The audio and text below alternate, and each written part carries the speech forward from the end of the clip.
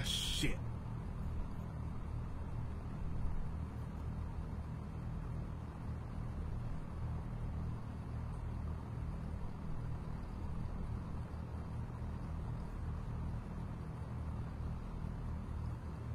Welcome back.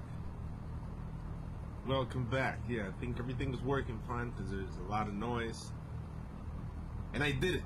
I see myself in a map. All I had to do was restart the program. I mean, like, fully. No, restart the computers. Fully. Like a big, thick white towel. Like, look how thick this towel is. It's just like, like, it's so heavy. If you're sore, you don't want to pick up this towel. Type of heavy. Like, it's just like, nah, I don't want to deal with it. So, we're back. Let's turn off this plane of hell right now.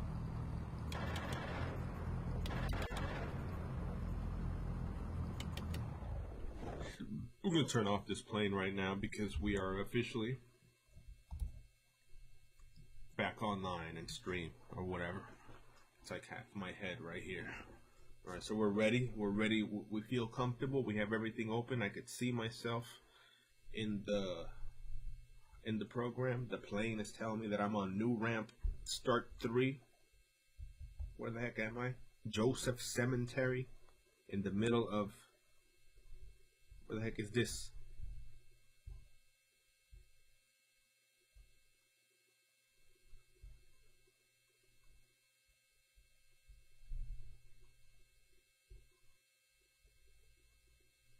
Bruh. It doesn't even say.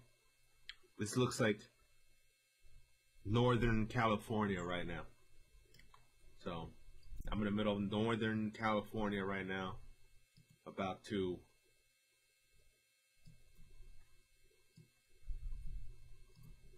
connect to... We're gonna drop this November Lima Mike. November Lima Mike. November Lima Alpha. And November Lima Alpha.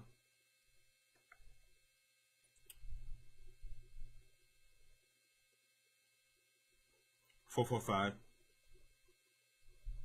November Lima Alpha 445. 445. You know, to just connect. And we're in. Let's see who's online. Yeah, now my hands smell like bleach because I was cleaning my kettle, or where I drink coffee, because it gets really dirty. And the best way to clean a kettle, like an old German kettle like that, is just dip everything in water with bleach and soap, and it comes out like new. Still has some burnt areas in the bottom or whatever, obviously, because it's being heated, but it's very clean, extremely clean. All right, let's look at, now that we have all of this open, we could just lower this to the way of the bottom. Now, I don't have no controls. I have literally no control over trim. I don't know where anything is right now. All I know is that I could at least see myself in the map, and I basically swallowed a bunch of pastry. So let's look at the radar in here, see who's around. I have no one around. Wait, alright, so there's a plane at 37,000 feet to my east. That's all I know from this.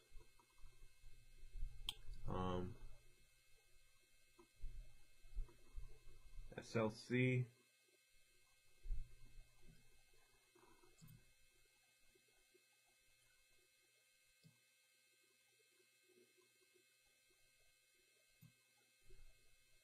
SLC Center, Addis.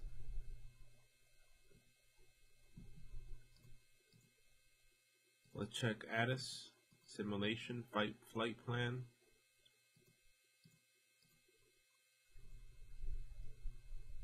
Yeah, so I got Robert Stecky and an SWA up here.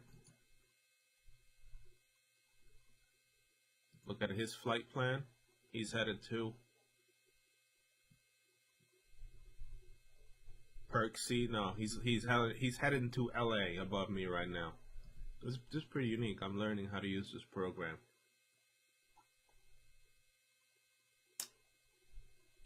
All right, let's November Lima Alpha. All right, this is what we're gonna do. At KJSY requesting support. Let's see if I could use the button. November Lima Alpha at Kilo at KJSY Joseph State requesting help.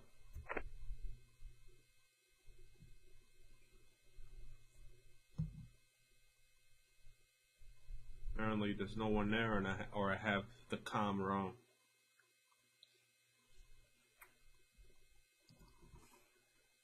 And we're asking for help now. Clients. There's like nobody here. ATC stations.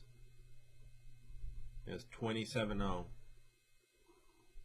What does it say? R range 60. Ben. Skylar Hutler.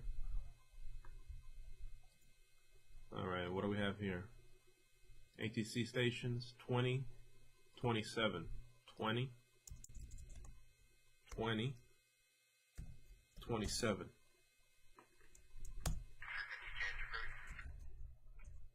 That was so loud. I hurt my earlobes.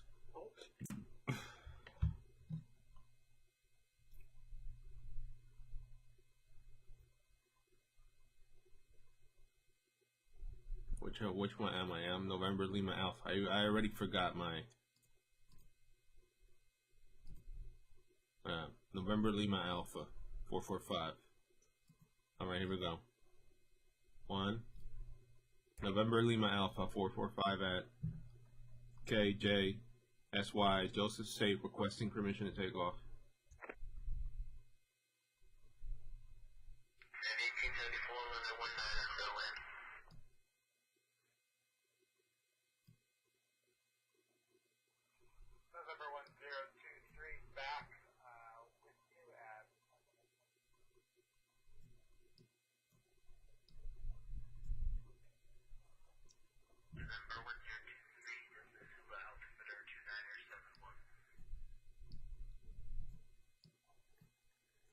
So loud.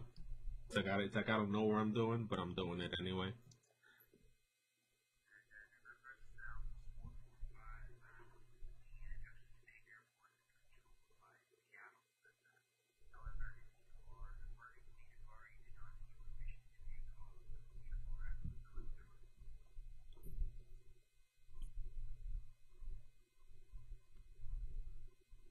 Roger, Center.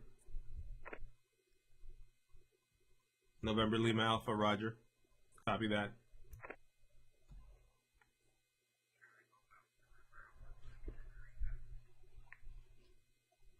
November Lima Alpha, thank you very much for your help tonight.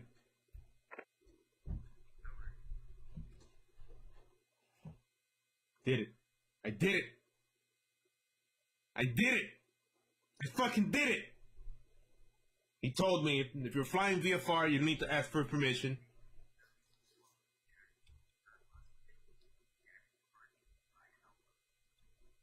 I did it. I did it. I asked for permission, and I'm about to fly my first time in X-plane. He told me VFR. You don't need to tell some. You don't need to ask for permission. You could just go. So IFR. Let's just fly. Let's file our VFR flight plan now, because we did it. We did it. We did it, guys. We did it. We have a successful communications. We just had successful communications with someone from Seattle. I mean, from a tower that's from a tower that's supposedly controlled by Seattle, and he gave me permission to take off. It's the happiest day of my life right now. He told me, VFR, you don't need it. And I was like, November Lima Alpha Bag A, thank you very much for your help. He's like, yeah, no problem. So let's file a flight plan. It's the happiest day of my life right now. Where are we? We are here. How much gas do I have? How much gas do I have? I'm gonna fly this tiny thing by hand the whole way. I got 7 hours of flight. Slow as hell.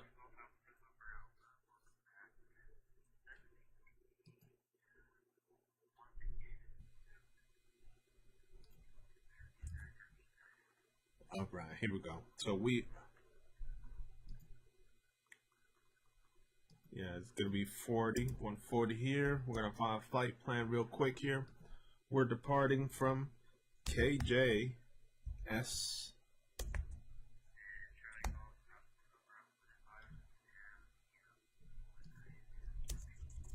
Departure time likely 12:40 by the time I finish doing this. Cruising altitude, yeah, let's do 10,000 at maximum because it's really hard to get there with this plane anyway. Destination airport. Where are we going?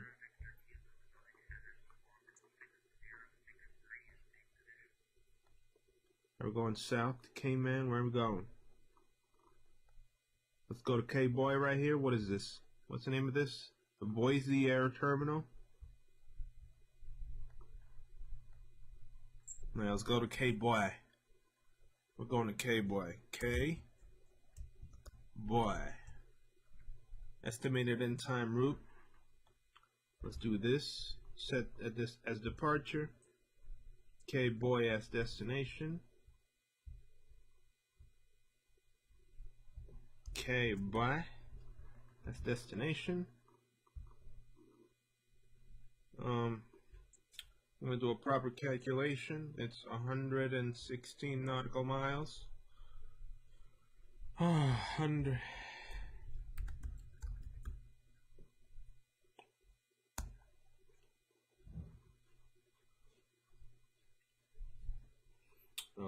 Here we go.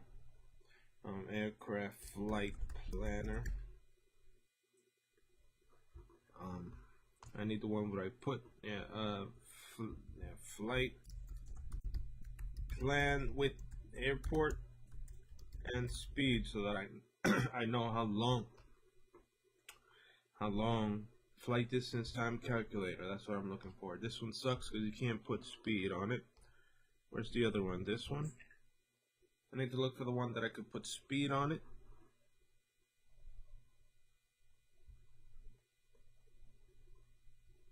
Alright, here we go.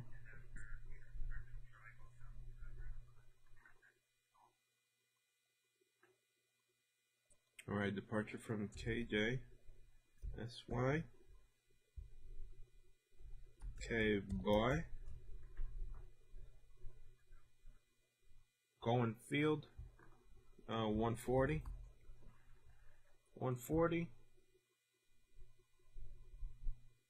How long is this flight?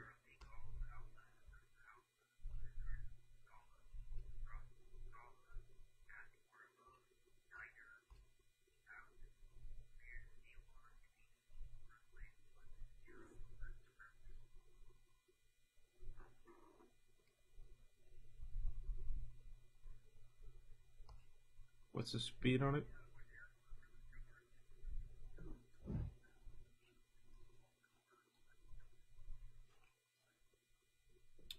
Where's the speed? I can't see time of flight.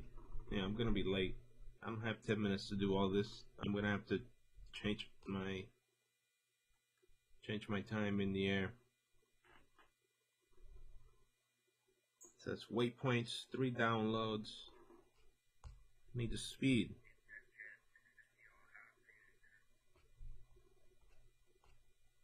Minutes. Where are the minutes of this flight?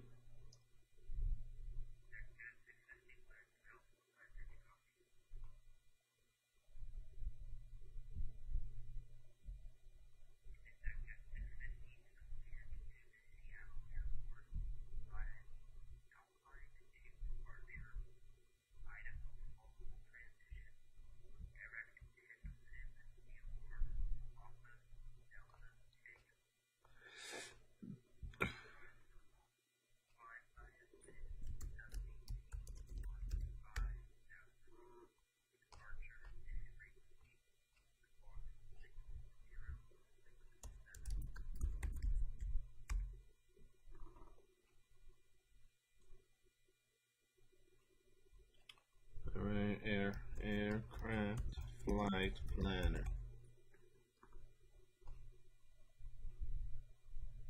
Sim brief? No, it's not. Can't be virtual. I'm sorry for the delay. It's just that I need to calculate some time here. Estimate time en route and fuel on board. 07 for something. Yeah, full. Well, let's just, yeah, it's 417.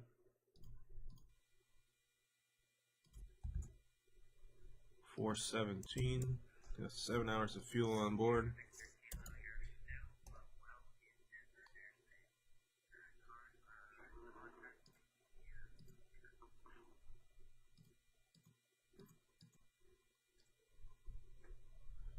Okay, boy. All right, here we go.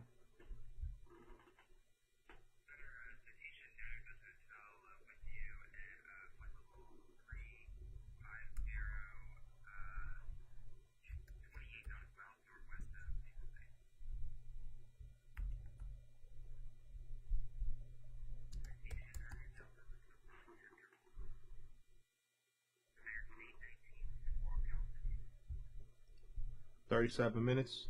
At what? At 35? Yeah, it's not going to be 37 minutes. A little more than 37 minutes.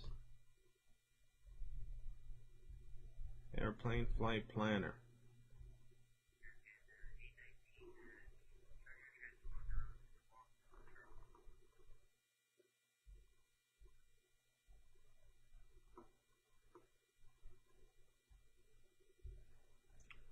Ten.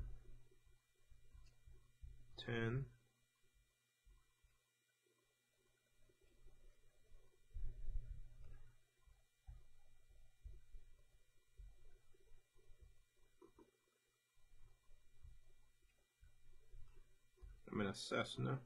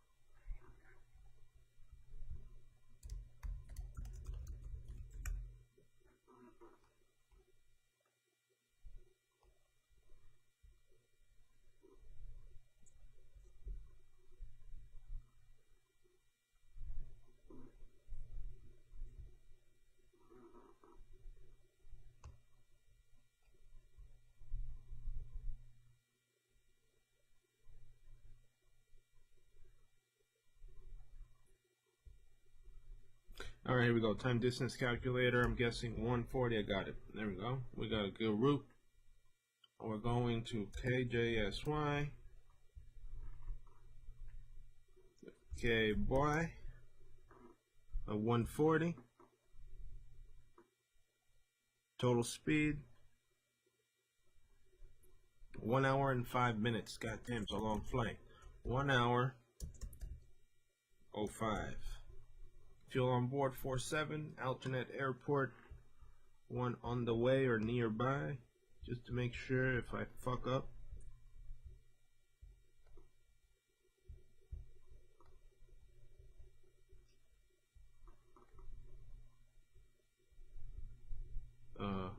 An industrial one. Let's go to KEUL.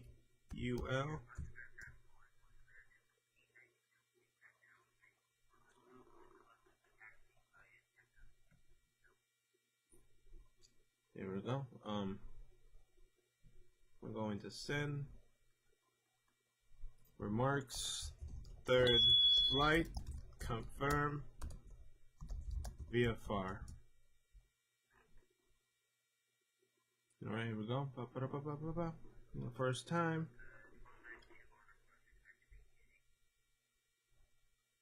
Now we're gonna set it on the other one because we don't have frequencies.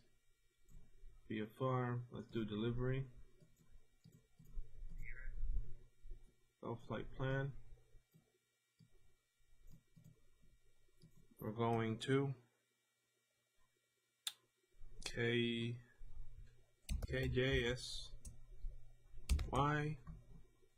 Wait, no, there we go. Flight number 0105. It's already midnight.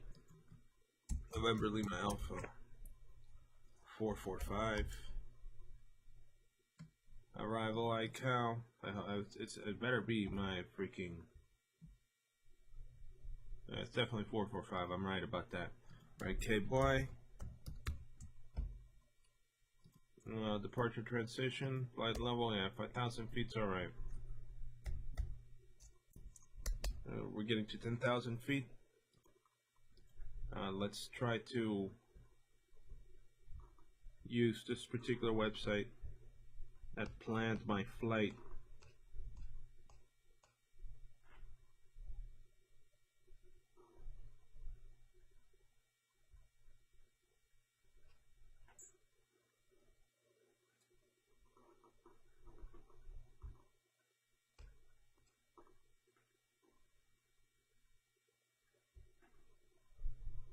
What's the difference between tar?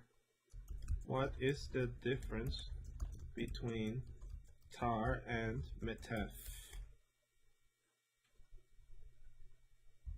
And metar. Taf and metar. Taf and metar.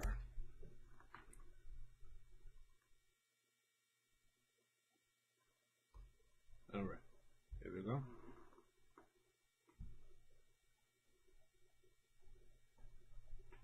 Right now that we have that, it's likely just a straight flight. Let's look for elevation.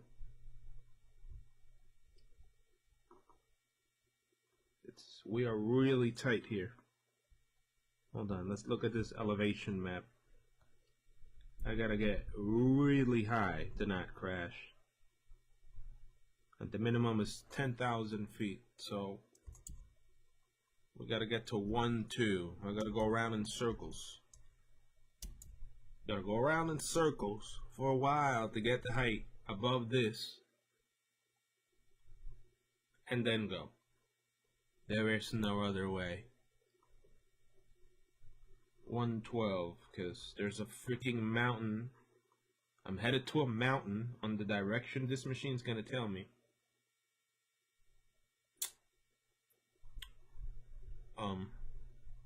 By 9,000 feet. So I need to get higher than 9,000 feet to get out of this shithole. A literal shithole. Follow flight plan. Joseph State Tower, good evening.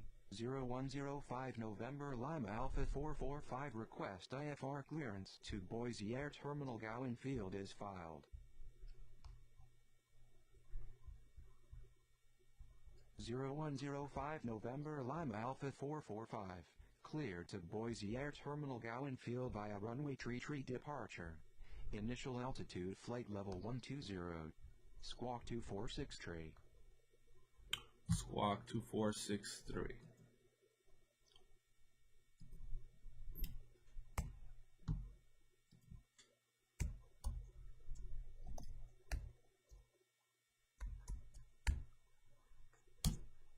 Alright. Let's take this and these options and open the freaking flight information window so that I could see something. Alright, we're good.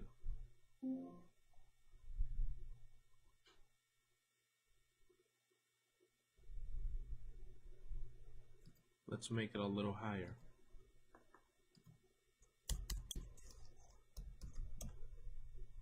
Can't believe I got permission to fly. It's the best thing. The best thing that has happened today was that person right now. He's like, yeah, you could just go, man. I was like, alright, good. Someone told me to go, and so I went. But remember, he's not going to help me, and it's nighttime, so that's why I have things like this to tell me with my eyeballs that, you know, without having eyeballs, that I'm headed to a big-ass mountain. Initial altitude flight level 120. Squawk 2463. 0105 November Lima Alpha 445. 0105 November Lima Alpha 445. Read back correct. Contact me again when ready for startup. Joseph State Ground, good evening, 0105 November Lima Alpha 445 is ready for taxi. 0105 November Lima Alpha 445, taxi to runway tree. Call me when on holding point. Alright, we could start this plane up. Why? I don't have, remember, I have no trim. Wheels literally don't. It's about to get loud, guys. So I hope you guys enjoyed my first flight on VATSIM. I was given the green because this airport is controlled by Seattle, and they just told me if it's VFR, just go. So I was like, all right, out we go. They're expecting that I know what I'm doing too. That's why I'm using all this supplemental information just to make sure that I make it to where I'm going happily. And on my way there, quickly after leaving this airport, there's a 9,000 feet mountain, and it's dark. And VFR flight is technically you have to see where you're going. That's the whole point of it, that it's not guided by instruments. So let's turn this shit on.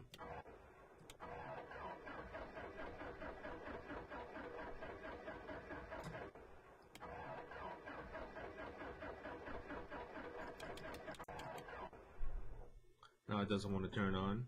Are you serious? It doesn't want to turn on? No way.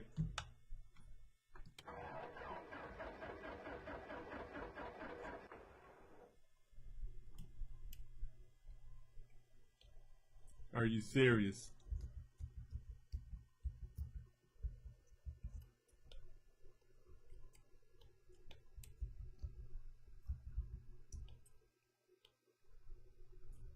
I can barely see now.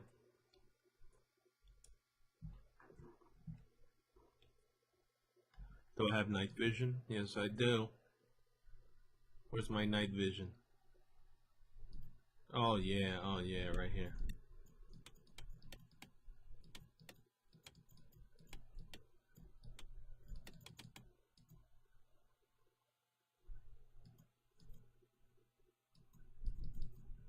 Why the heck can I turn my thingy on? It's freezing in here. Wheel.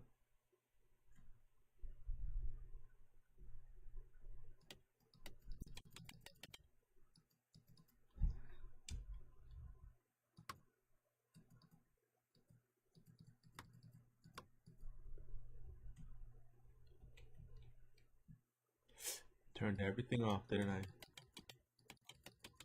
Tell me I broke the plane.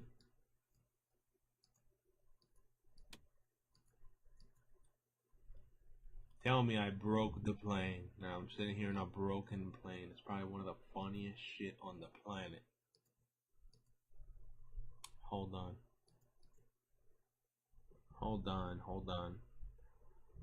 Operation. Engines. Basic. Turn on.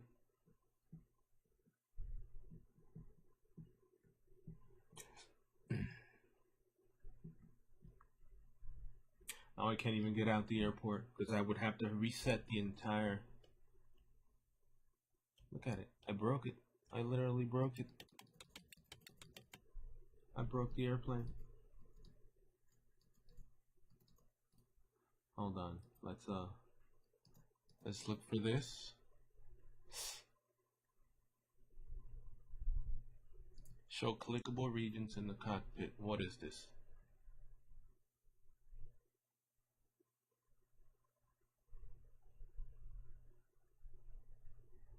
Oh, show clickable regions in the cockpit. Those are radios and shit.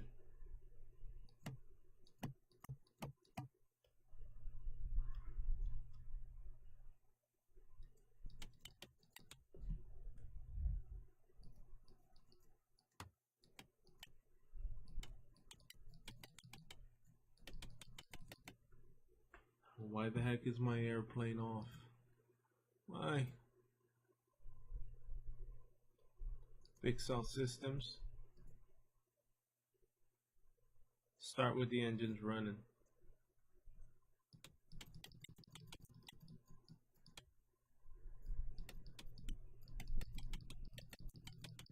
I can't literally turn on my plane now. What is going on? What is going on right now? Why? Why me? There's something behind the cockpit.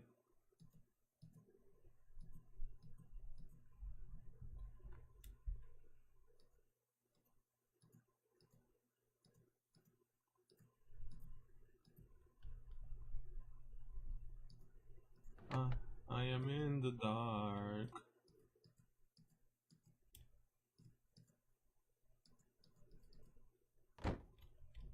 Closing doors. What is this?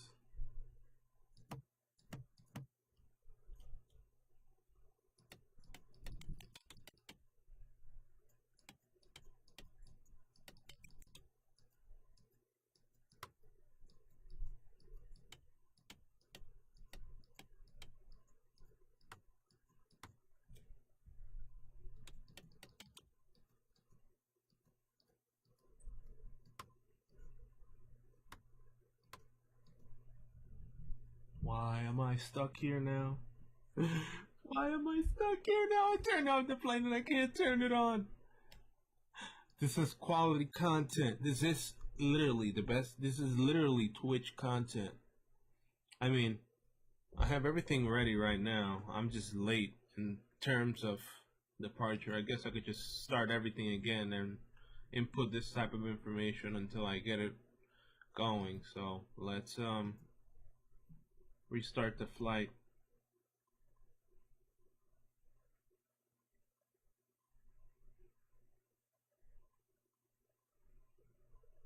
Or let's just apply changes. No, let's the only way I could do it is changing my location in the airport.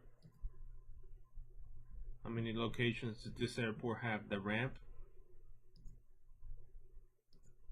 Let's just go here and start a new flight.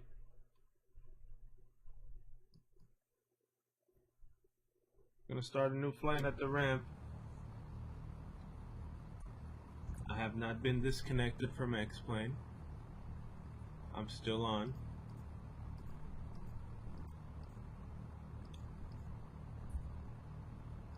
Everything is ready right there. I'm November Lima Alpha 445, which is I'm fairly confident with that. Everything's right there. And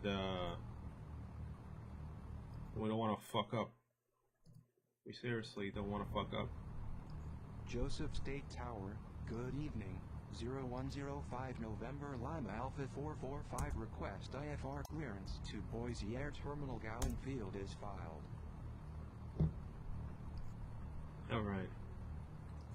Wish me luck. 0105 November Lima Alpha 445. Clear to Boise Air Terminal Gowan Field via runway 33 departure. Initial altitude flight level 120. Squawk 2544. How much gas do I have? Yeah, I'm full.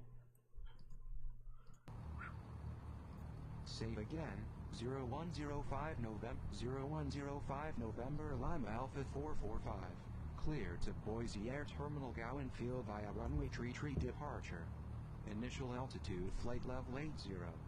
Squawk 2544.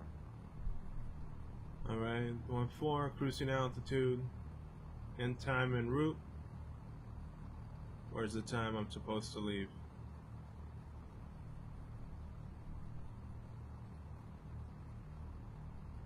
Departure time. Let's do it. 8:55.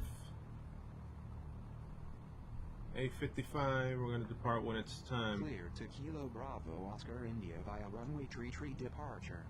Initial altitude flight level 80. Squawk 2544.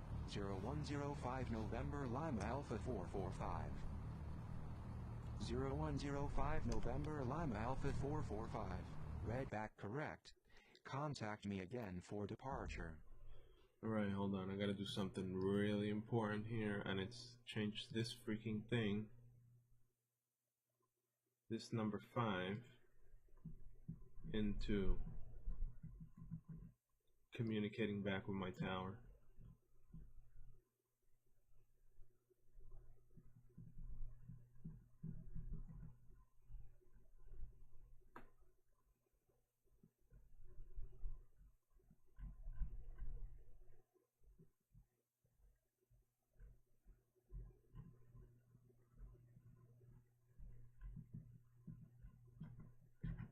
I think it's the custom. Wait, read back. Read back to communications. Apply. Alright, good. Joseph State Tower, good evening. 0105 November Lima Alpha 445 on holding point of runway Alright, tree we're going to send this. For departure. Send. 0105 November Lima Alpha 445. Wind is calm, runway tree, cleared for takeoff.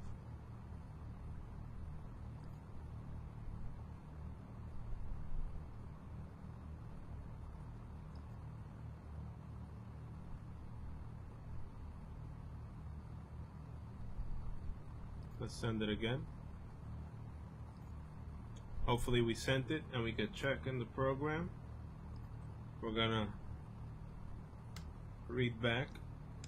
Cleared for takeoff runway tree 0105 November Lima Alpha 445. I gotta get to 10,000 feet before going to the heading. If not,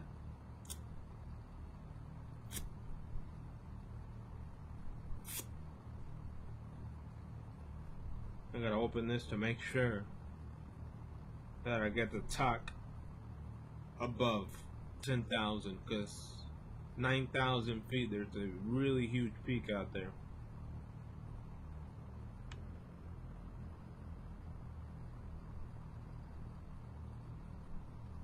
Well, you know what? I'm gonna put the night vision sunglasses so you have an idea.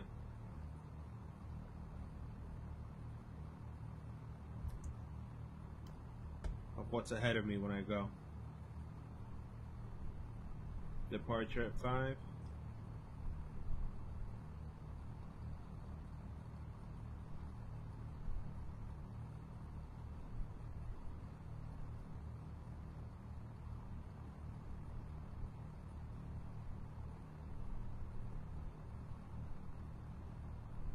One more minute.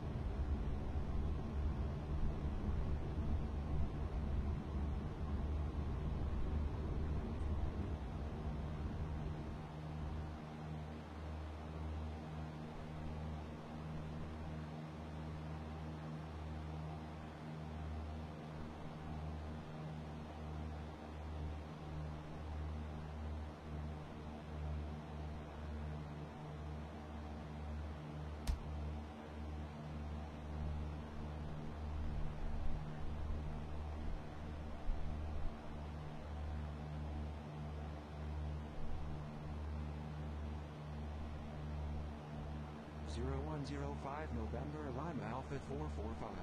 QNH 101 tree. Contact center on 126.850 by QNH 101 tree. Contact center on 126.850. Goodbye. 0105 November Lima Alpha 445. Center, good evening. 0105 November Lima Alpha 445 passing 4,800 feet, climbing flight level 80. 0105 November Lima Alpha 445, turn left heading 184, climb to flight level 80. The machine doesn't know that I need to go up before heading. I need to literally go around in a circle like a vortex tornado thing upwards slowly. Because of that, right ahead of me. He's asking me to go 84, and 84 is a huge mountain.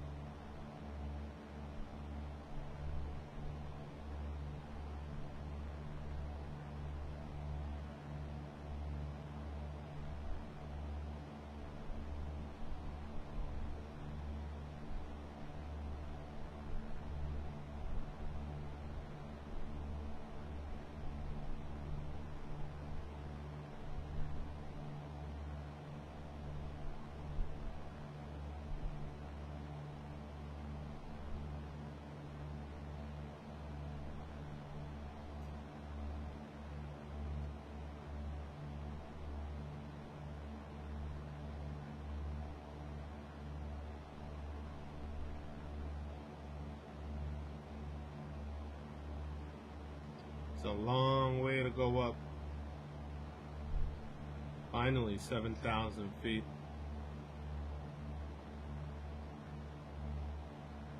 I need to go like this in circles and get out the mountain. Get out the mountain's reach to then go above it. Or follow the heading that the machine tells me to go, because it's going to kill me if I don't do it first.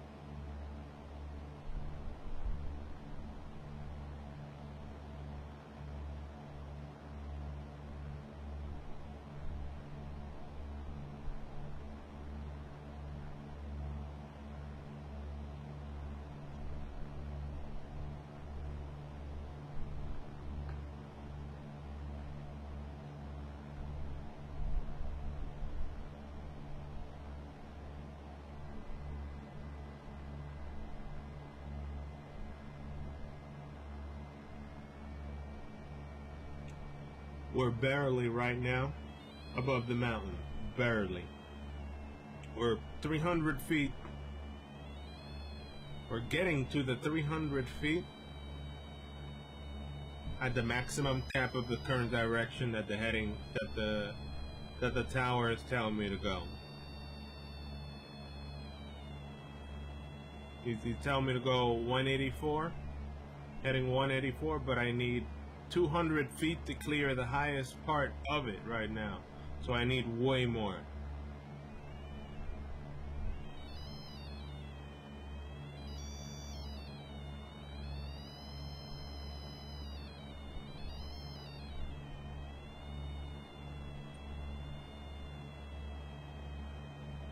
We're getting to the last 20 feet of the mountain. We'd be, if I go now, I'd likely be just scraping or barely making it to the top. So once I turn around,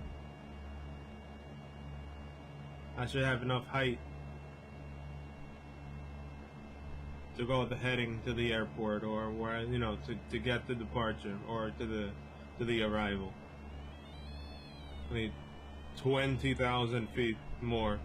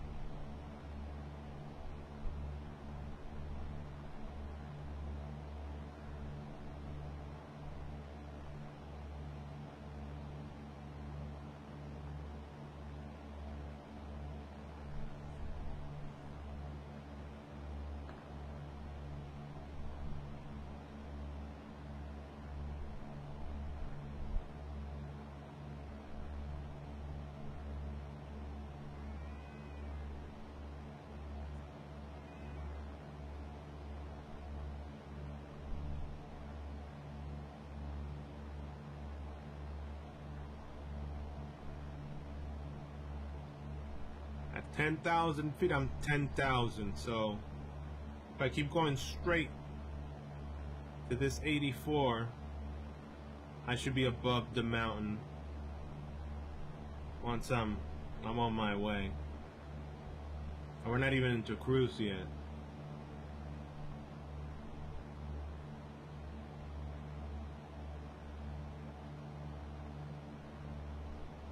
We're 900 feet from the highest part of this mountain right now.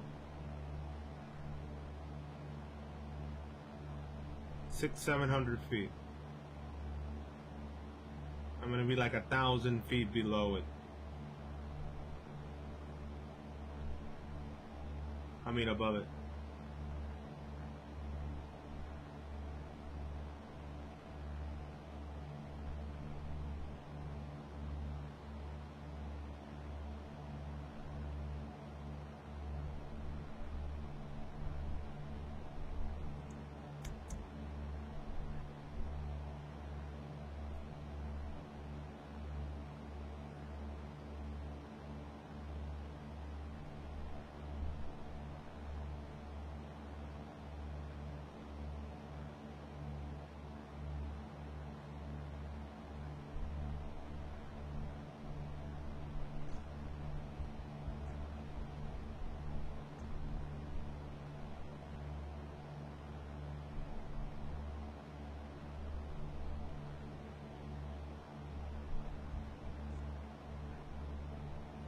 We're on our way.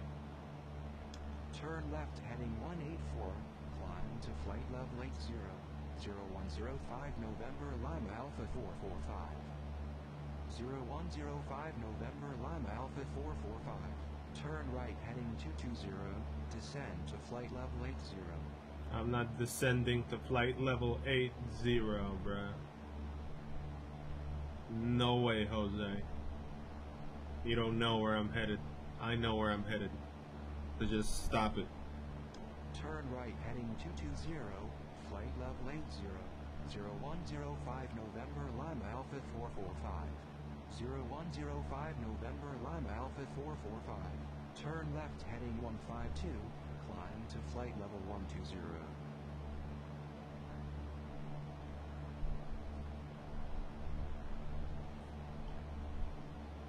Hey, 1-2, and I'm still missing 2,000 feet, and that's the heading to the mountain.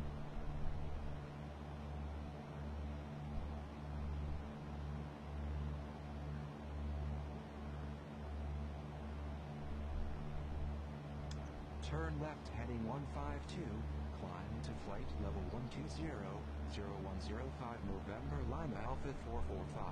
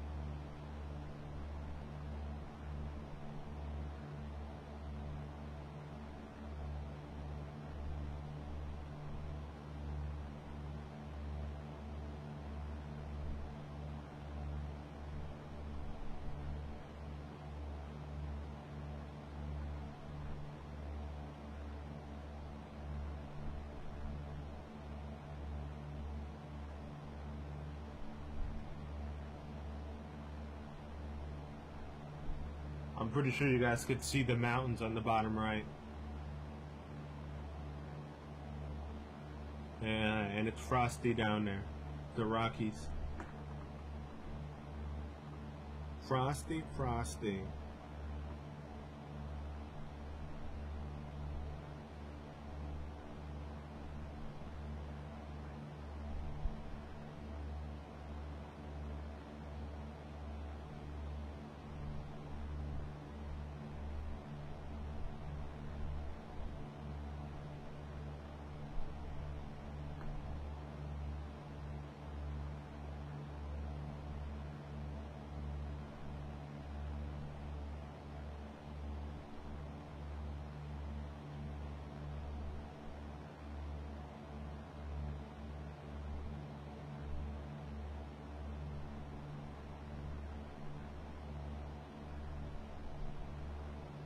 Zero 0105 November Lima Alpha 445. You are 600 feet below your clearance altitude. Climb and maintain flight level 120. I know. I know.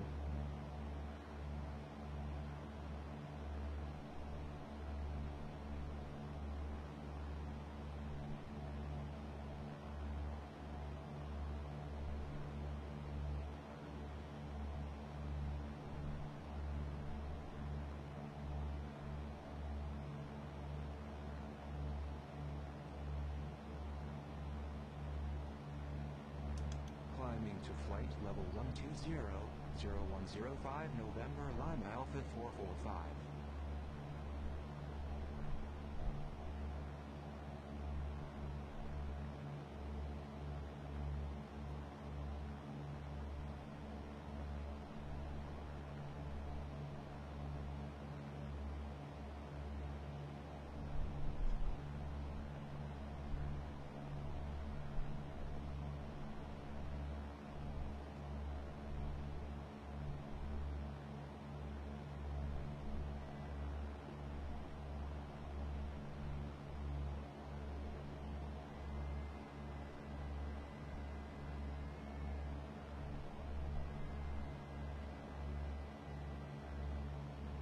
Right. Once we get to height, cruise altitude, we could accelerate and go forward. And the plane would hopefully just catch a lot more speed than what's needed. And after I get over the mountain, I'll be able to go lower than the cruise altitude. And right now, we are way above the highest peak. The highest peak was 9,000 on the map. But It's good. We got a little slight crosswind to the left right now.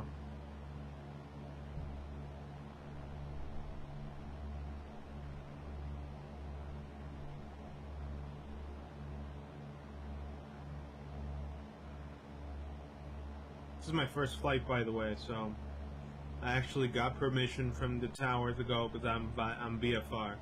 So it's a highlight. It's definitely a highlight.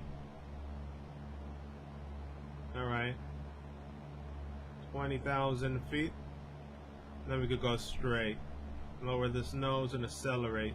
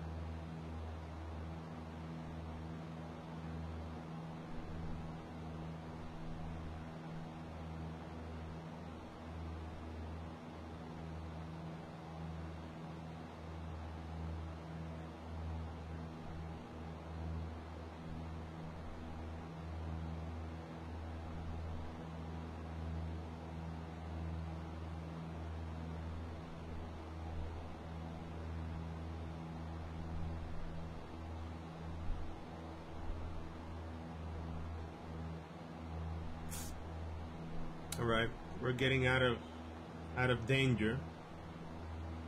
Like we're getting out of danger right now. We could accelerate even more.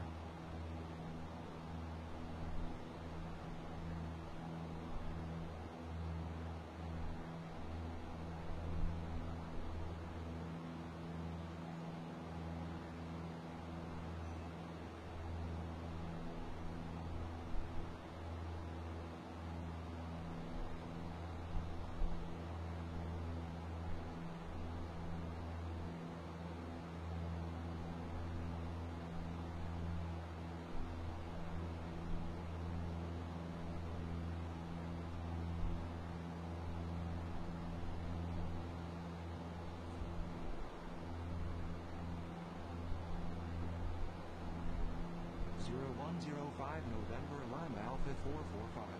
You are 300 feet below your clearance altitude. Climb and maintain flight level 120. That's fine. I only chose this altitude. Climbing to flight level 120, 0105 November Lima Alpha 445. I only chose this altitude just to get out of that thing that was in front of me. Now all the way there is not going to have mountains. I already passed them.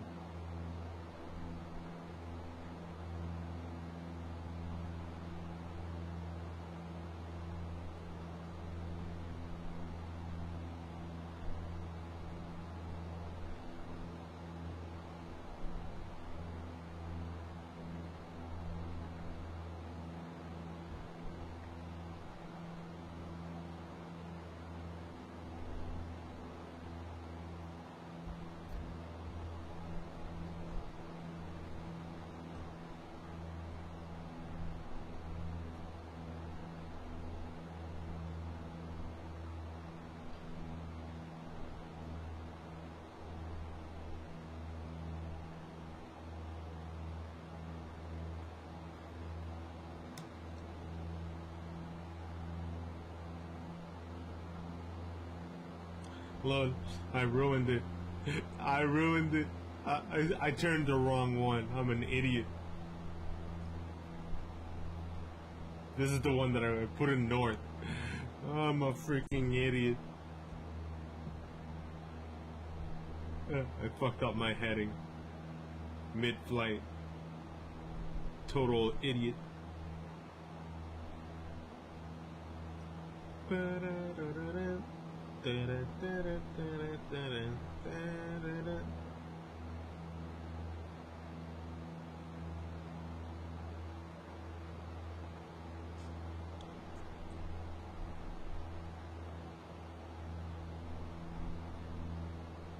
I know what I could do to make my flight worthwhile. Changing the freaking trim, because elevation, trim, pitch up, pitch down. My elevation trim.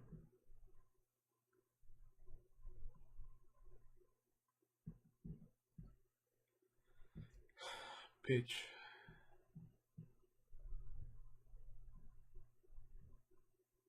Pitch trim down. Pitch trim up. Pitch trim takeoff. Now this will just, make it a little easier for me to get up.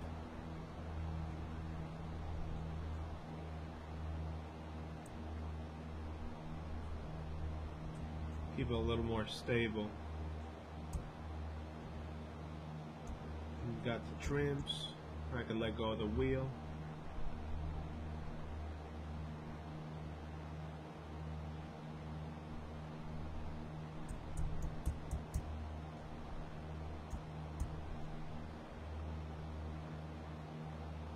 There we go.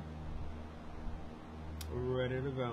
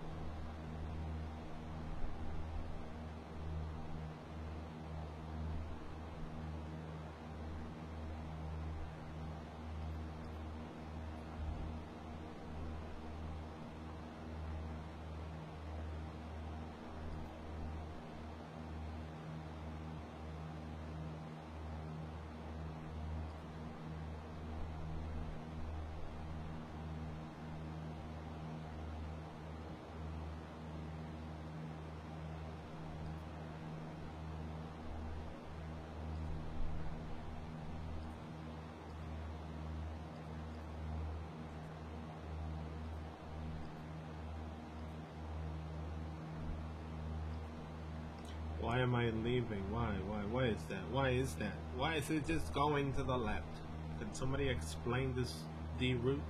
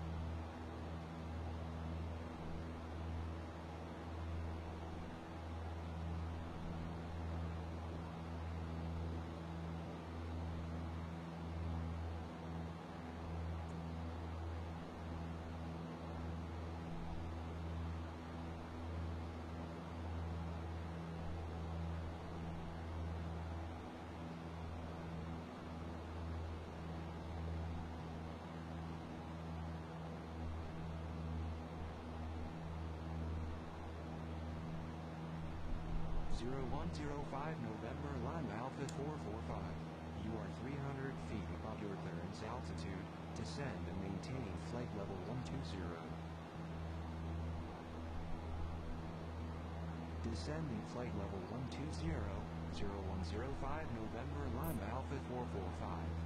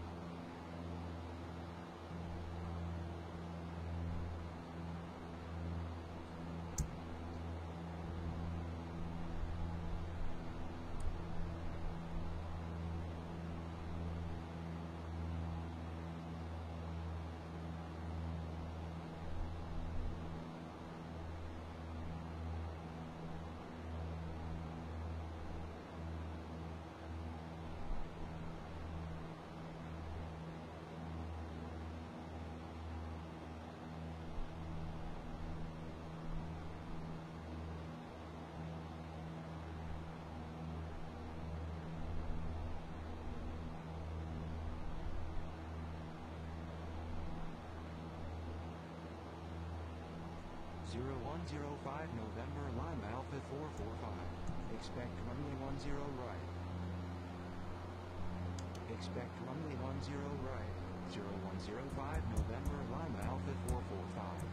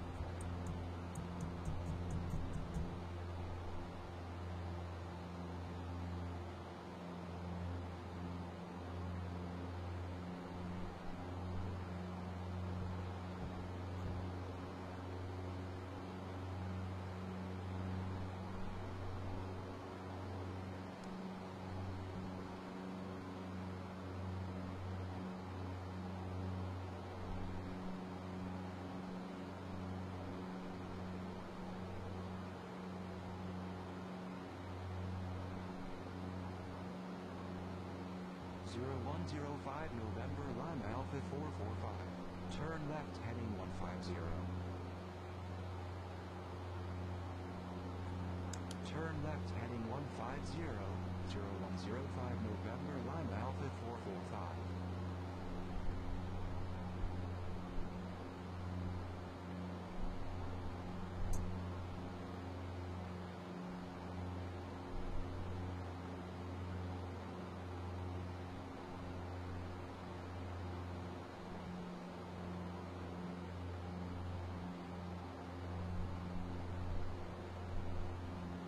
Zero 105 November Lima Alpha 445. Climb to flight level 120. Climb to flight level 120. 0105 November Lima Alpha 445.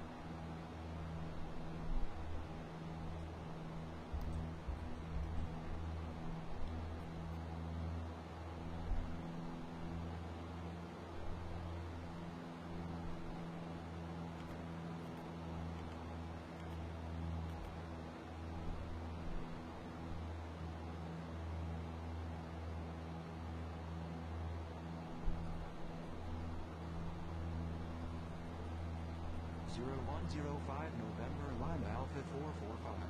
Turn left heading 150. Turn left heading 150. 0105 November Lima Alpha 445.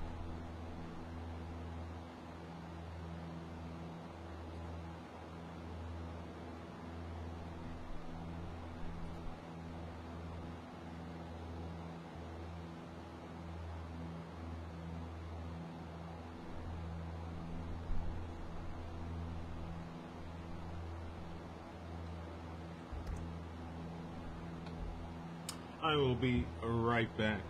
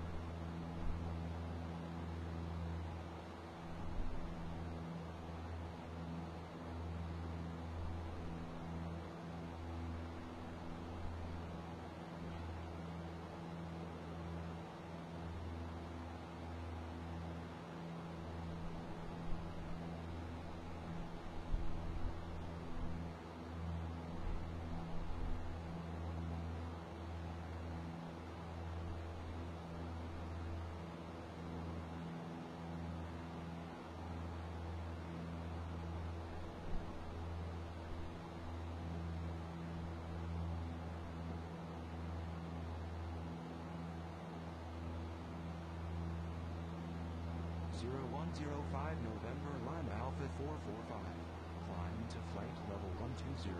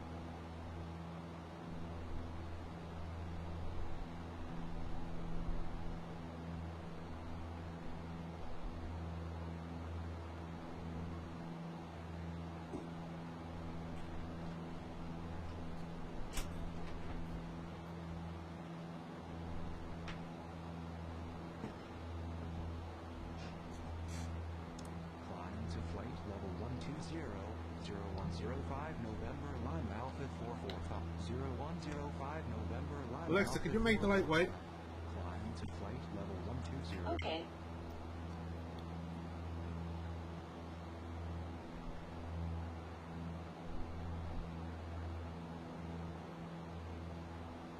Climb to flight level 120 0105 November Lima Alpha 445.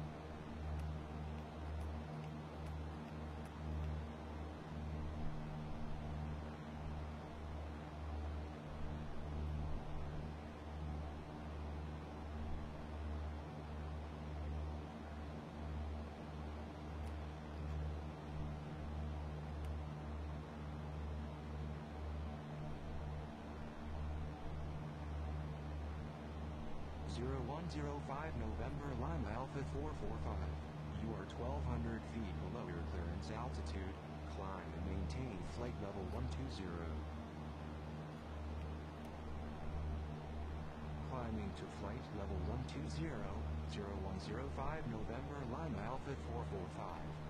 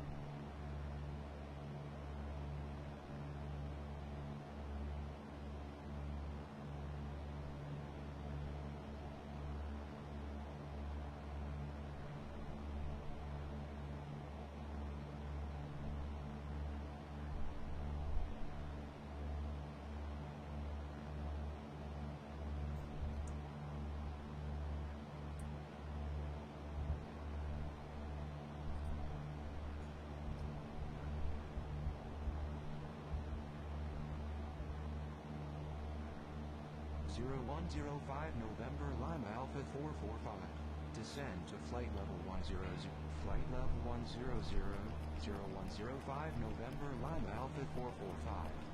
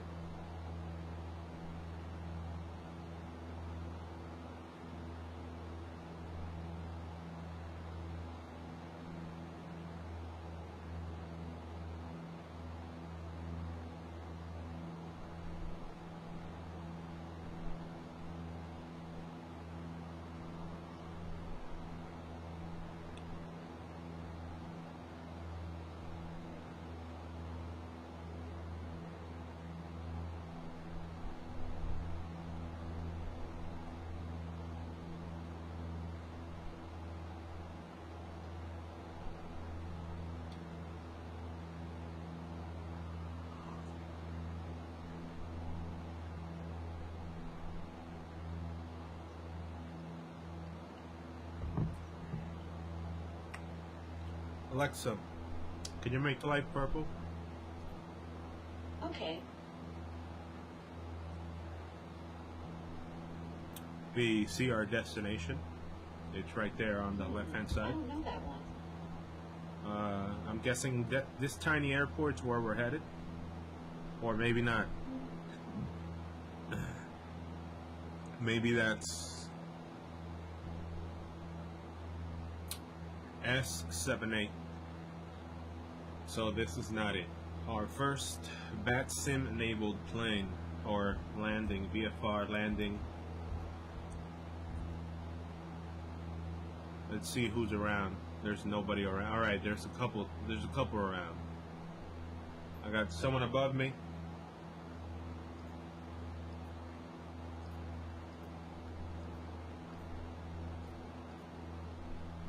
I got 36,000 feet above me.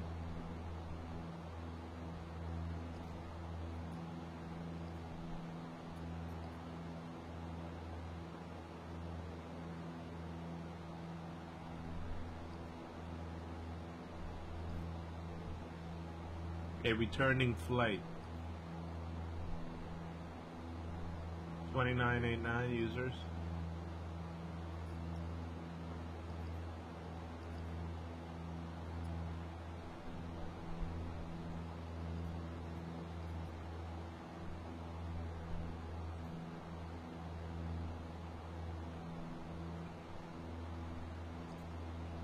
So that flight from LA was able to go to LA, land, and come back.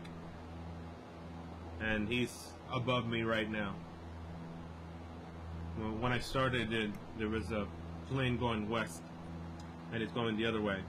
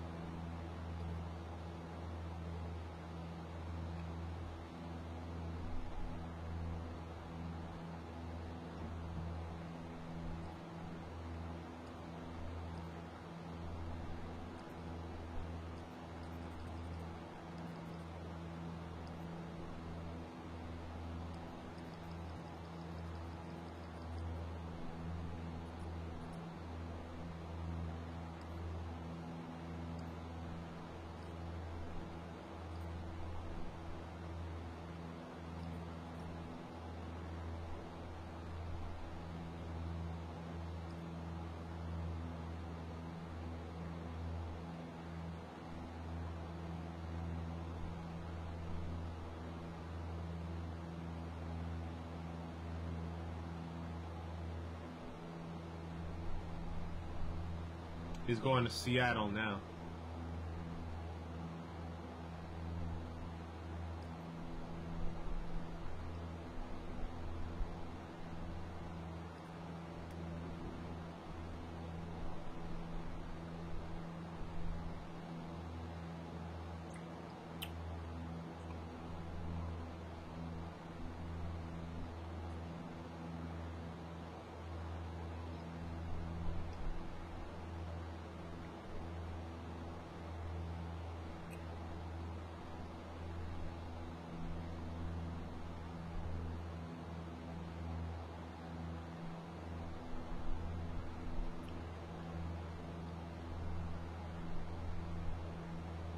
Zero 0105 November Lima Alpha 445. Descend to flight level 58. Now we're getting lower.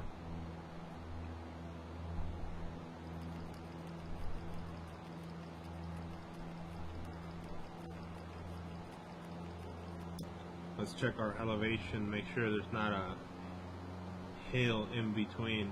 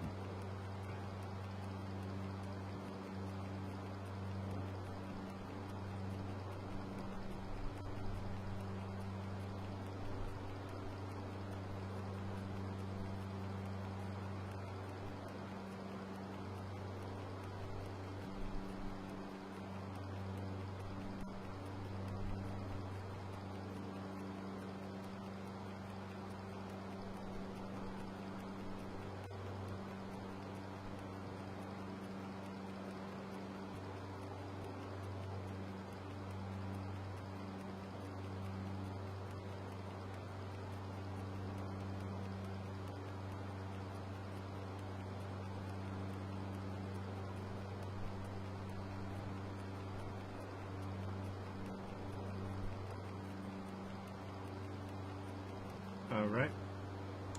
Flight level 580105 November Lima Alpha 445. I think that's in front.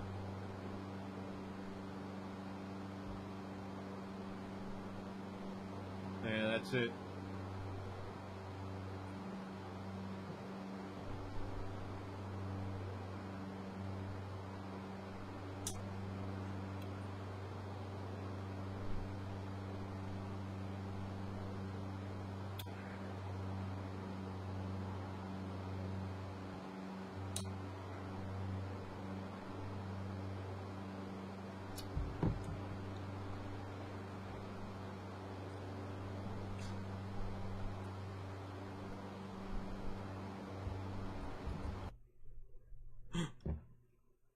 Cancel. The fuck?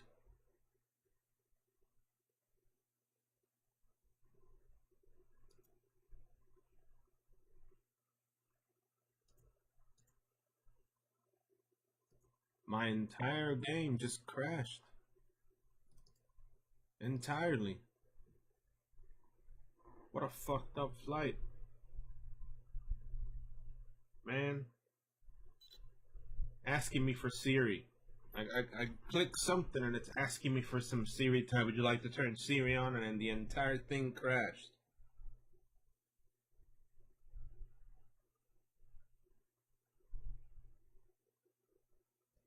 Oh man. Whatever. All of my VATSIM flights have been failures. Every single one.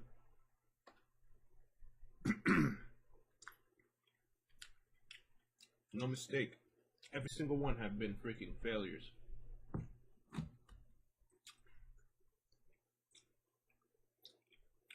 And I can't recover that flight.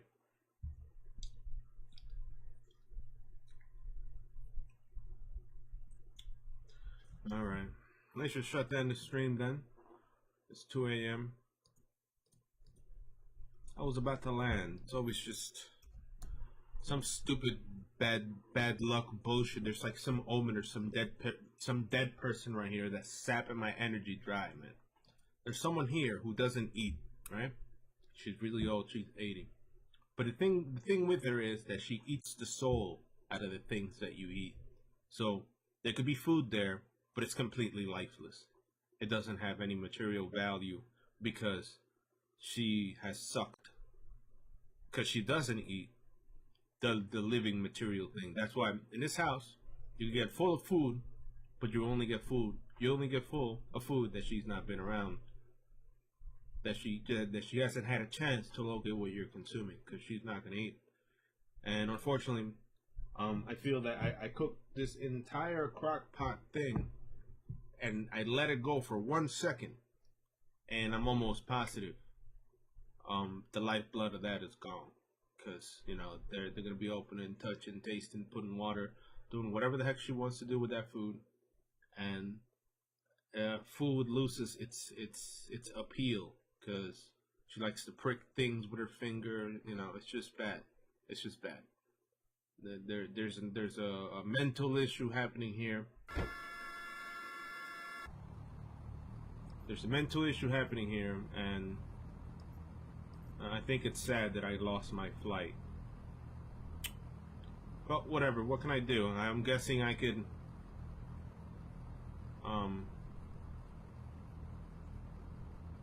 Go to main menu, select K-Boy,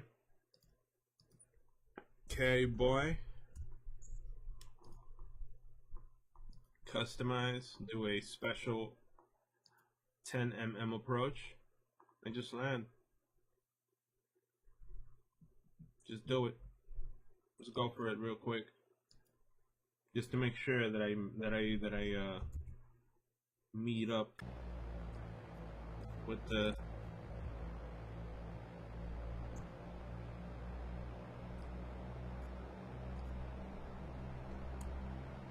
there we go.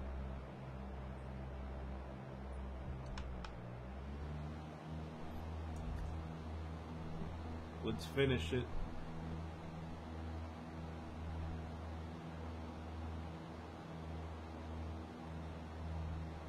every single VATSIM flight has failed. The third one, at least I got permission to this one, but now the program crashed.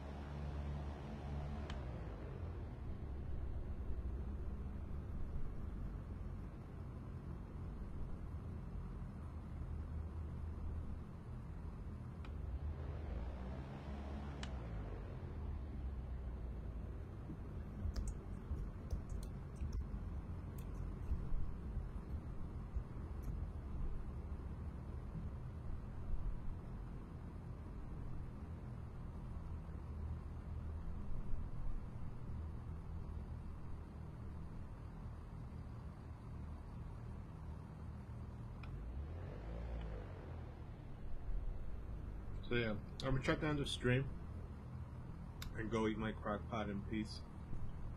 Hopefully without no types of medicines or chemicals within. Hopefully. Hopefully it isn't full of paper or anything else that might be unsafe to consume based on the current condition of the person. And I hope you guys have a good night. I'll be back tomorrow with more flight sim category. I can't believe that I don't know. It crashed like a piece of shit. Like just like boop, boop, and completely asking me for Siri. It's like, hey, would you like to turn dictation on? Bam, and the whole entire thing crashed. So yeah,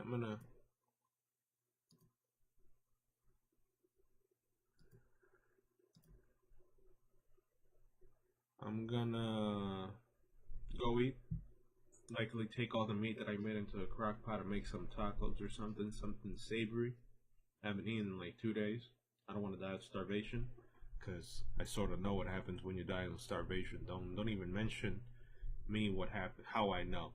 But I think I died of starvation or something happened to me already once.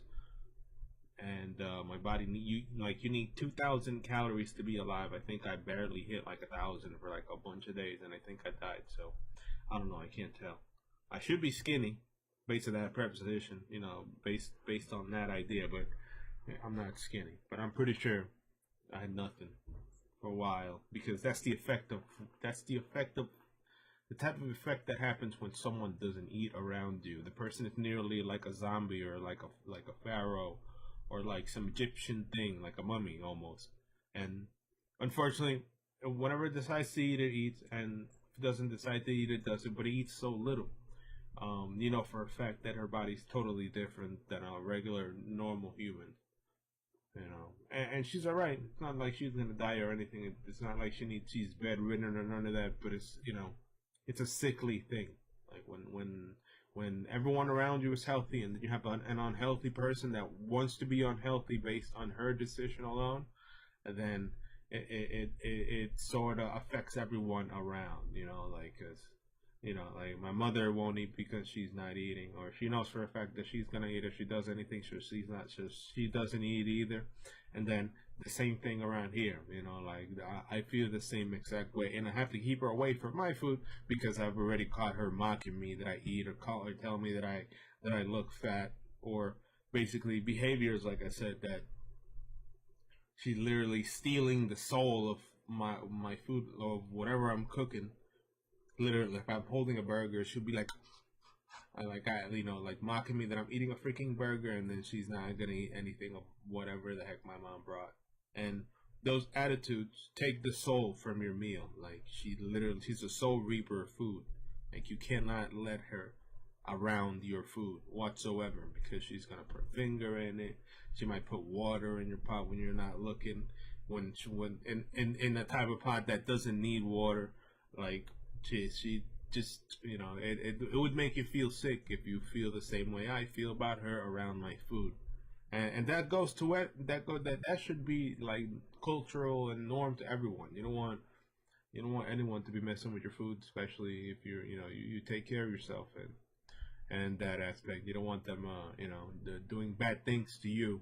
And you have to limit the amount of sickness and contagion and all this COVID crap and all that by trying to minimize communal settings. And minimizing communal settings is, to me, in my point, a snack size, not eating anything that was already like manhandled by a bunch of people, and the list goes on. I'm extremely specific of how I protect myself, and the body at times.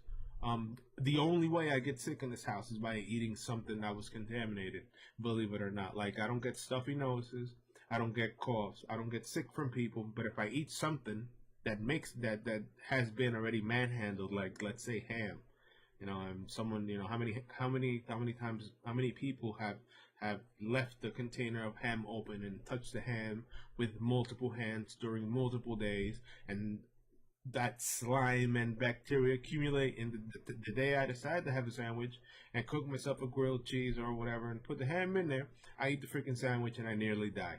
You know, like that, straight out. Like I wake up and I'm nearly freaking dead and stuff. Like not dead, but you know, for a fact that I shouldn't have had the sandwich because that sandwich was contaminated. There was no other way that I would have caught this if I would have cooked my own food. And maybe it could be psychological that maybe my food only makes me feel good, but I am extremely precise in terms of how I get ill because I don't have much contact with people around the house, and it's always eating something that's contaminated. I get flu, sniffles, allergies, fevers from food. I think I got COVID. The time I did get COVID and recuperated from food, from OJ, or from, like that, from the consumption of food, from the actual consumption of food, like from the food that someone within the McDonald's establishment prepared, from that, my face is always covered, etc., etc. So yeah, I'm gonna shut down the stream. I'm gonna take all the meat that I cooked over there. I think I cooked like a breast and some beef strips together and some birria. That's the correct term, Mexican term, and I'm not Mexican, but birria, you basically cook meats in broth or whatever, and you pull them out, and then you make tacos. So I might have tacos, or I might just make a sandwich or something with the beef in there. And I made a lot, so I have to save that too. I have to move that somewhere where it's safe. And it's actually extremely good and extremely spicy, because I'm good as fuck at cooking. I'm a really good cook. I'm like a whole meal in like 25 minutes or less. Like 20, like a pasta plate. A pasta Alfredo plate from scratch in like 25 minutes. Al dente. That's me. I'm not sitting here gonna be freaking cooking for 2 hours to eat a plate. And on top, my size of plate. Today I got out of hand. I sort of made a bigger pot. Because, Mexicans do make big ass pots when they do the birria. So I made the crock pot size portion of beef and chicken at the same time. Put like onions, potato, peppers in there. A bunch of freaking types of seasonings or whatever. A potato, carrots. I put a bunch of things in there. And it's sort of like a stew, but I'm going to make tacos with the stew. I'm going to put cheese with the meat and likely just broil some tacos right now. If there were to be pitas, I'd probably have burritos with that. But I don't know what I'm going to do. So yeah, I'm going to shut down the stream. Hopefully my food has all the nutrients that I need and not medicine. Straight up. Like, hopefully when I go eat right now, I eat and my food hasn't been roofied. Hopefully there's like 7 types of pills in powder and that shit. Like mixing the shit with a little water just to make sure I don't wake up tomorrow. And I have school tomorrow. I have to start class again, so I'm back on my doctorate grind. Yeah, I am a doctoral student. It's pretty crazy. I'm gonna be in college until 2023 as a doctoral student. You know what that is? I'm gonna be like 37, 38 years old when I finish college, man. It's crazy. It's crazy. But I'm gonna be doctor, and the piece of paper is gonna say a doctor. So that's the value that I got. I may look like some kid who's just streaming online and talking shit and saying fuck shit and cursing shit, but apparently I'm fairly bright. I don't know. Apparently I'm bright. I don't know. I have to make sure. I have to sort of figure out where am I. Well, I know I'm bright because I write every day about my dissertation. My thesis right now is huge. It's like 101 pages right now, and it's growing every day. And I barely started in December, and it's January now. I started November 21st writing my doctoral thesis of last year, and we're on January 5th, and it has like 100 pages, and that's pretty serious. That's a lot of writing. Every day I sit there and I put 2 pages on it. Sometimes I get more motivated and I put 2 headings on it, but I'm like at 2-page mode. Because I heard some other doctor in the beginning of my course, yeah, 1 page keeps all the shit away. Just do 1 page a day. Like 1 page a day saves you the trouble of just sitting there not knowing what the heck you got to do. So I'm basically listening to the people in the past, and I'm a little above average. 2 pages a day. Then you sit there, and there's a lot of research involved for each page too. Like in the beginning, or before this particular section that I'm in, the historical content, I had to search deep. Like I had to not search deep, but I was writing about new concepts every day and making the reference list pretty large and whatever. So there's a lot of reading. There's a lot of reading and writing involved, and a lot of cross-referencing. Like, all right, so this person and these two people say that this guy was the originator of this particular idea. So yeah, we're gonna research that guy now, and then you research that guy, and then you start building up how they made up the ideas that make up the content that I'm currently writing on. And yeah, that's what I'm doing. So I got a lot of broth to consume. It's a lot of good, godly liquid, and it's spicy as hell. I put a Vietnamese chili oil that I curated myself. Like I fermented Vietnamese or Thai from Thailand chilies, and I made spicy oil, and I have spicy vinegar too. So I added that on there. It's just I also added dried Vietnamese chili to it too. Like basically just pinch the chili between your fingers and spread the powder with the seeds and everything inside the stock, and the stock looks golden. I don't know. Right now it looks fucked up. Before I went there, the stock looked beautiful. Like literally, on all honesty, before I left the room, the stock started looking beautiful, golden clear. And once I came back, I knew for a fact someone has already been in the kitchen. It looked like someone mixed in toilet paper with it. And I got to deal with that. I got to deal with that idea that that I don't know, that God knows what's in that stock right now, and I'm about to go consume it thinking it's okay. So let's just everyone pray for terror right now. They're about to go in the kitchen and have some birria beef. Birria beef, and chicken in the same pot. Like so it's basically boiled in stock, chicken and beef at the same time. So let's hope that I don't die from consuming that today. Thanks to my grandmother who doesn't know what she's doing anymore. Because she just doesn't know. And she'll just give you medicine that'll break your heart in 10 pieces, or give you a brain aneurysm, and nobody's gonna give her a death penalty charge, or they're not gonna charge her for anything because she's old and stupid. But she'll do it. Like she has to be accountable somewhat, but she's not gonna be held accountable to anything she does to us at this point. She's old, but still, like her medicine in your pot or in your food and whatever you're gonna be eating, and then all of a sudden you're gonna go to bed and your brain's gonna go, but why does my head hurt? And it's because she's laced your shit, like she literally laced your things, and you have, yeah, she put some powders, some magic, some little water, some of that weird mumbo jumbo crap in your food, and then she's not gonna eat anything that you cook. If you offer anything, I've offered her. The only thing that she eats that I make is my cake, and I bake cake sometimes. That she eats. She would eat all the cakes that I make and like swallow half the entire cake within an hour. But she's not gonna. If I give her tenders, chicken tenders, rice, beef, beans, whatever, she's not gonna eat whatever the heck I'm eating. But she'll eat cake, and she would vandalize anything that I try to consume, or anything that anyone would consume. She'd try to vandalize it if you're not careful, or it's already vandalized. Like it's scary. It's scary shit. In all honesty, like you said, I'm about to go out there right now. It's a crock pot full of meat, and I don't know what the heck's in it right now. It's probably been roofied with senile, mentally ill female medicine, and I'm about to eat it. Like, yeah, fuck, let's go eat it. We're gonna go eat it right now. Make some tacos with this beef. God knows the beef is laced. It's gonna be full of medicine. It's gonna be like, oh, my head hurts tomorrow. Why the heck my head hurts? Because you were spiked. Like you're cooking in the wrong house, man. You need to stay next to the pot, and I do stay to the pot. Today, I'm kind of distracted because I'm doing two things at the same time. But usually, if I'm cooking, I'm right in the kitchen until I'm done, and I'm done with the dishes. Today, it's sort of weird, and like I noticed, I knew for a fact my food has already been manipulated or adulterated in some way. And you feel it, like you sort of feel it that they did something.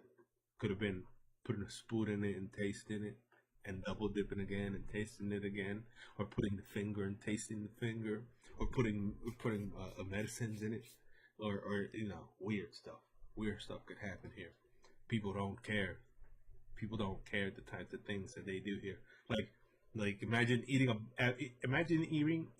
every single cookie inside a package and then putting the half baked cookie back on every single cookie. That's the type of shit that happens here.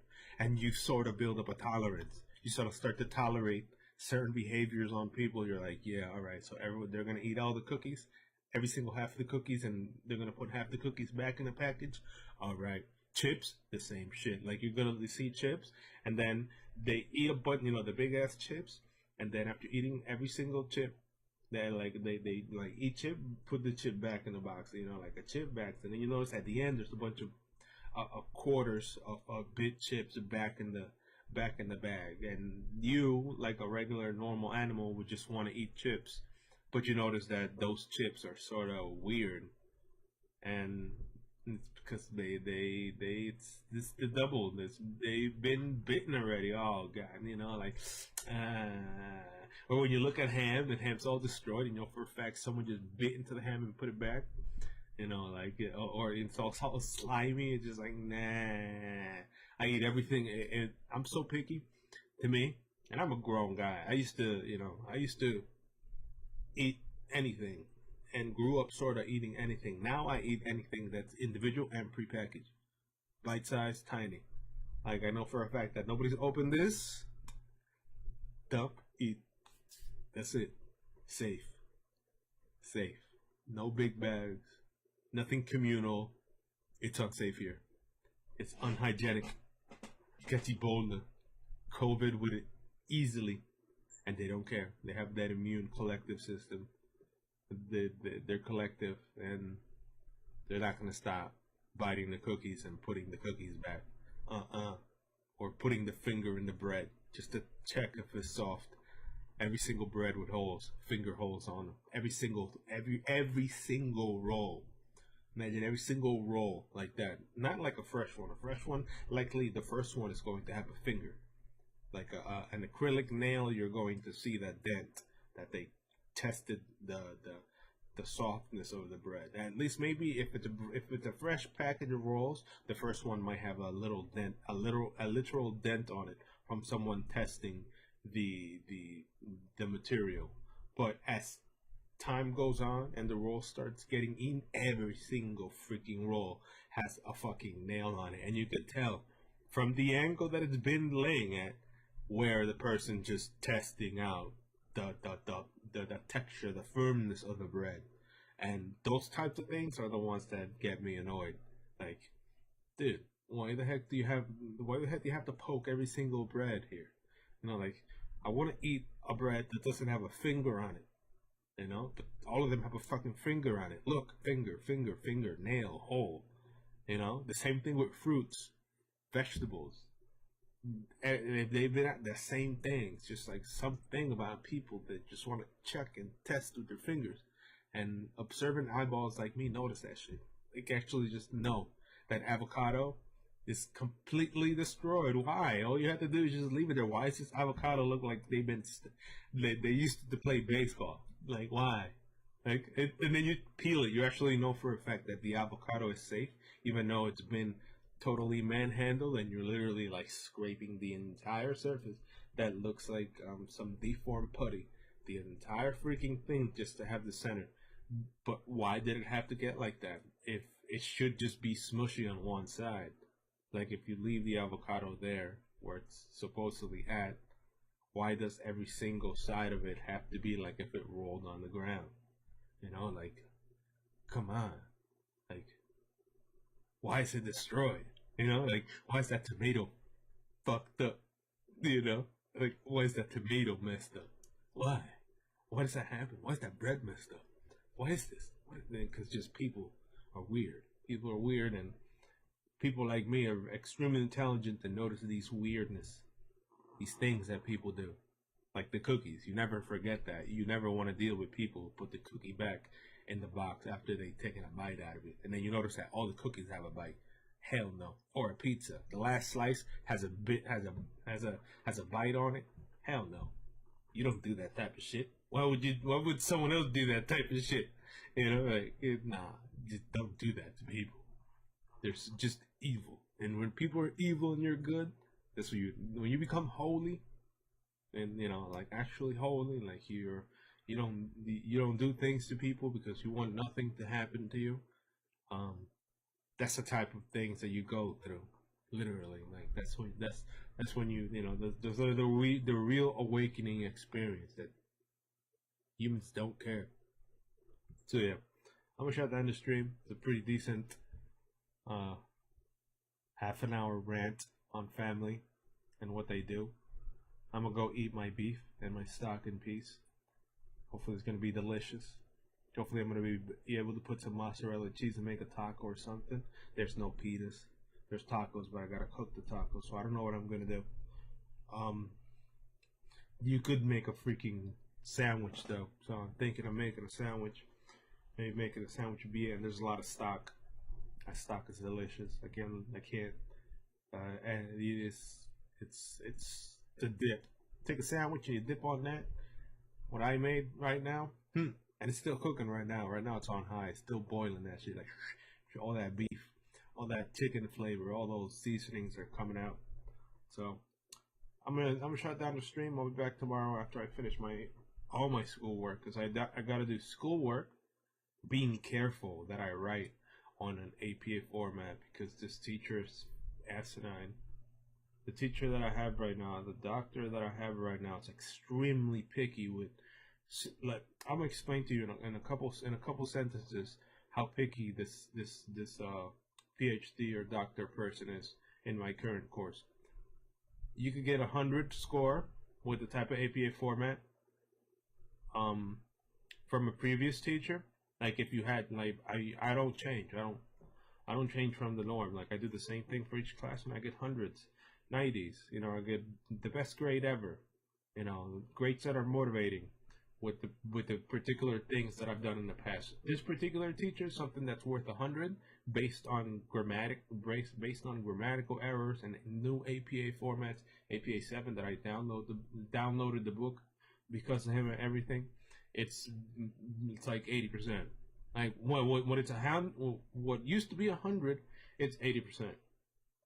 So I have to be extremely careful of how I set up the references for this man, how I set up my citations for this man, how I write for this man to avoid getting the continued deduction of points because he doesn't give a fuck. This guy does not give a fuck.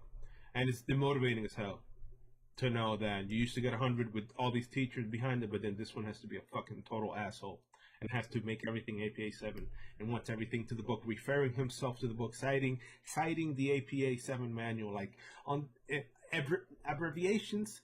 You're supposed to follow the abbreviation rule, which is the abbreviation, and you don't. Yeah, we didn't even get that book for this specific class. The abbreviation rule states that you must say every single word of the abbreviated term and the abbreviation inside parentheses. The rule that he referred to while he was grading my shit, and I'm sitting there like, so he's looking.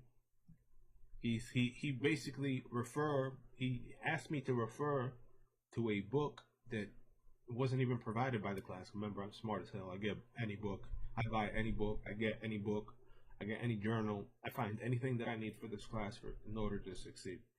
So this person mentioned a book that we didn't even get for this course, or not even totally unrelated to the class, and cited it. Like, yeah, referred to 140 page, 98 page of this manual, and I'm sitting here like, dude, we don't even have this book for this class, and you want me. And I revise because I like to revise things before I save because I save all my documents. So I revised everything that I did, and I basically removed all the abbreviations, and I just basically wrote out the word each and every single time just to make sure that there's no abbreviations on it, just to not piss him off. I don't like we're not going to use capitalized abbreviations here solely for the fact that this asshole wants to do that this way. Like I said, 100 points with a previous teacher with another two PhDs, two doctors. Dr. A, anything that you do is perfect. Literally, everything is perfect. She doesn't care about APA. Dr. B, or Dr. Evil right now, has only 4 or 5 people in his class, which is me and a couple and 2 more related about a specific topic that I'm about to write tomorrow. and he basically has enough time in his hands to dissect our work. And I'm a really good writer. I'm a really good writer, and I'm really good with formatting. I'm really good at remembering all these rules and all these things. But this guy pulled the APA card, like bam. So gotta sit down tomorrow, look at the sample of his corrected paper.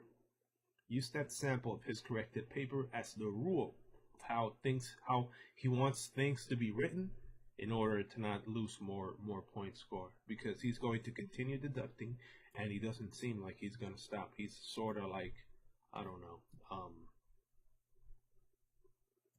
has a lot of times just us, and like it's just us. Um, he has enough time to actually screw us over and screw my excellent GPA. I had excellent GPA. Let's hope if this entire deduction, basically just a fraction at the end. That's what I'm hoping, and that's how it usually is. But you can't continue making mistakes. The thing is that you have to evolve to understand how the person wants to work, so that you could do how the person wants to work, even if it's technical and syntax idea. Doctor One likes it. Doctor B doesn't like the way you write, and that's what I'm headed on. That's what I'm heading on when I wake up tomorrow morning. Sit there, read the question, write the question, look for a reference to previous paper that I did grade of how he likes things, arrange them that way, wipe my hands, and we're done. All right, so I'm shut down the stream. Hope you guys enjoyed my rant. Been a while since I spoke like that. I'm gonna put everything back in its place. I would like to have a room where I'm safe, and I could keep all my instrumentation out, like my microphones and my things, but I'm not too safe in this house. I've been robbed already here, and like I've been robbed already here, it makes it I have to put everything inside our luggage. I have to put all the expensive things inside luggage with keys, so that if they are going to rob me, they need to take the whole luggage, and it makes it difficult for people who don't live here or people who actually live here to just take my shit unwarranted. So yeah, I'm gonna shut down the stream. I'll be back tomorrow after I finish everything that I need to do, and hopefully I get into more VFR flights and start thinking about IFR flights, which is the bread and butter of all flights. And I need to sit there and I need to focus on IFR so that I get to approach. And after approach, I could just look at the airport to go down. I need to focus on IFR after getting used to the program a little bit. And now that I learned that if you're VFR, you don't need to ask permission. Just file it and go. So, and I'm still gonna screw the tower. I'm gonna be like, yep, November Lima Alpha 445. Can I get clearance? Can I get IFR clearance to go? Can I fly? Can I go? Can I go? Oh, you're VFR? Yeah, go. All right, good. And continue enjoying my bad sim reputation. I hope you guys have a good night. Enjoyed the little stream today. This was my big flight, so hope you guys enjoyed my big flight. My first flight on Batsim. The person told me that I could go because it's VFR. So go back to the beginning and enjoy the real.